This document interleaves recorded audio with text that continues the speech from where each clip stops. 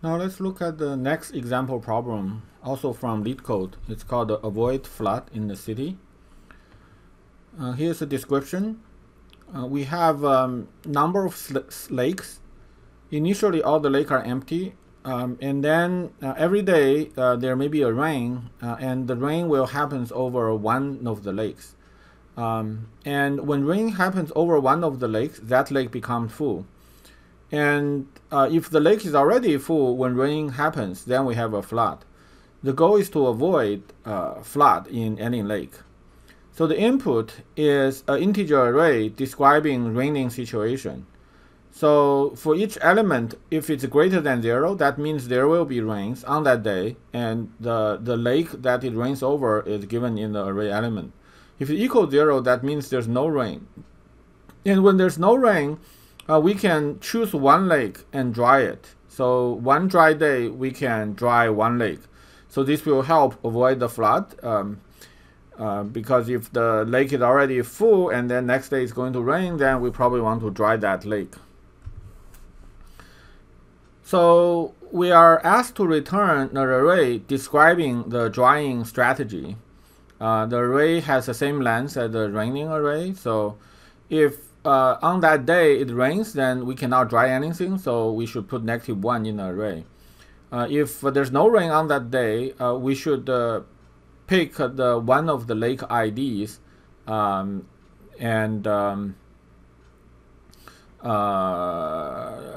dry it. And the goal is to avoid the flooding, and there may be multiple valid answers to achieve that goal, so we can return any of them. Sometimes it's not possible to avoid flood. For example, if you have 2 consecutive days and raining on the same lake in both days, then there's nothing you can do. Even when that doesn't happen, there may be a situation where you cannot find out any way to avoid flooding. For example, if lake 1 and 2 are already there's already rain on 1 and 2, and then you have one dry day, and the next 2 days you are raining again on day 1 and day 2, on lake 1 and lake 2, then you cannot avoid flooding because you can only dry one of the lakes, and the other one will flood. So here's example input and output. You can verify that this output will avoid flooding. So on day 3 we dried lake 1, and then we dried lake 2. So when we rain again on lake 1, it's already been dried, so that's okay. When we rain again on day 2, it's been dried here, it's okay. So rain again, this raining on day 1 is okay, and so on. So it's okay. So this problem actually is fairly tricky. So my first couple version actually has logical holes in them, so that doesn't handle all the cases. Eventually, I think to me eventually the way to analyze the problem becomes there are kind of 2 ways to think about it. First is you detect there's a potential flooding, and then you figure out how to use one of the dry days to avoid that problem. So for example, here you will scan through the array, and then you see the first time you see something that appeared twice. So there is already a raining day before, raining for lake 1 before, and now you're seeing 1 again. Now you need to dry the lake 1. So then you will use one of the dry days that appear before you to dry this lake. The question is how should we choose which of those days to use? So first we have to choose the day that after the lake is full.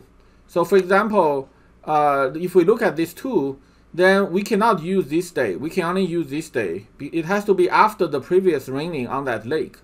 And among all of those days, we will prefer the earliest one. So for example, for lake 1, we can use one of these 2 days, this day or this day. However, if we use this day, then we cannot avoid flooding in 2. Because in some sense, the later days are more valuable because they can be used to dry more lakes. So therefore, we will use as early a day as possible that is after the previous raining day for that lake. So if for this one, we will use this day, which is after the previous raining day, and it's the earliest. And for these 2, we will do the same, and we can follow this strategy. And if it turns out that there doesn't exist one of the days that's after the previous raining day, and it's dry. If we cannot and has not been used, if we cannot find that, then the solution does not exist. So if we implement this strategy, then first, given each raining day, we want to know when was the previous raining day for that lake. So that is easy to store using some data structure. Then the question is, we need to find out one of the which day to dry it. So if we don't use any other special data structure, we'll simply scan through this array, find a dry day and has not been used, then we will use that. However, this scanning could be linear time. So this process could be quadratic time. So actually, I haven't implemented this for LeetCode. It might be possible actually this will pass because they don't always have very strong test data to eliminate all the inefficient, potentially inefficient solutions. So they don't have necessarily worst case input. So how to avoid scanning through all this array to find out a day that is dry, that is available, that is free, that can be used by us. So, and we want to find out so we can put all these days into a data structure. We can put all this into an ordered set. So then they are ordered by they are ordered. So the earlier days come earlier. So then all we need to do is to find out we use the previous day that rain occurs, and then we find out the first day after that is available, and then we will use that, and then we take that out from the set. So that is the one way to do it, and this will having, I think, at most n log n complexity, because each of the data structure, the set, will grow at most to size n, and a size n set will have a performance searching, insertion, deletion performance of log n. So that's one way to do it. The other way to do it is to look ahead to diffuse the coming danger. So for example, we scan through the array and then we find the drying day. Now we want to utilize this drying day effectively. So then we will look ahead to see among the lakes that are already full, so 1 and 3, which one appeared the first. So whichever one appears first, we should use it to diffuse that danger. I guess this is a little bit like if you play a video game when you are shooting things that are coming at you, you want to shoot the things that are closest to you first. So that's a similar strategy. So at this day, we have lake 1 and 3 are full. So we look ahead, and then we find out the next appearance is 1. So then we should dry lake 1 here. And then at this point, we have lake 3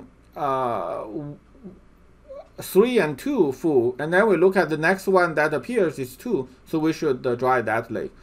So that is another strategy that we can use. So again, we don't want to keep scanning through the array to find out the next occurrence. So then we need to have a data structure to support that. So we're going to explain the data structure when we look at that solution. So yeah, these are the approach 1 and approach 2s. So going to skip the slides. This is a solution code for the approach 1 where we look back. So the data structure that I use in my code are, first I have a set, ordered set that store all the dry days that I have not used. And then I have a map that map each lake ID to the most recent raining time for that lake.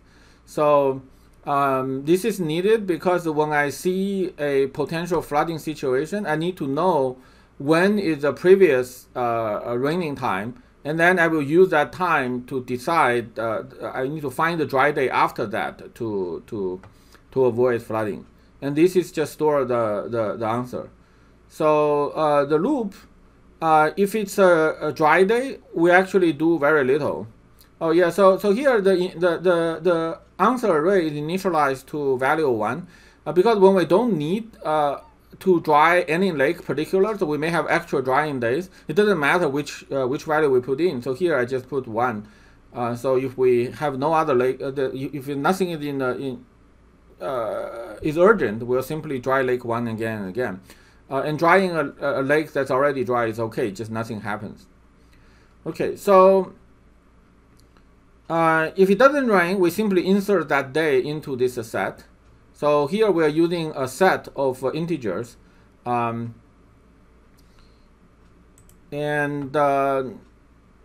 Otherwise, yeah, so then we continue. So otherwise, that means there is a rain on this day.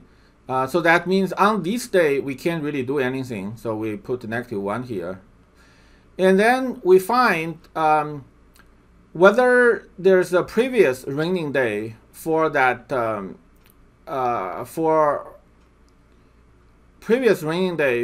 lake. So for lake, this is a lake ID. So if there isn't, then we simply insert this. Now this becomes, next time we see this lake, this will become the previous day. So we're going to insert this into this data structure, and then we'll continue. So this just means that this is the first time. This should happen only when this is the first time we encountered raining on this lake. So we add this into the map. So otherwise, it actually rained on this lake before, so we need to figure out a way to dry the lake before today, the J's day. So we first look at what is the previous day that this raining happens, which is stored here, and then we find the next element in the dry days has to be greater than this. We use this upper bound binary search. And if it's the end, then that means this no dry day is available after the previous raining day and before today. So then, too bad, then we cannot avoid flooding. Otherwise, this Q will point to the day we want to use. So we assign this answer, and then we take this out from the dry day because we have used these dry days. This is no longer available, and then we also update the previous raining day for the current lake is today. So next time we see the same lake being rained, we know the previous day is today. So that's this solution, and let's take a break here.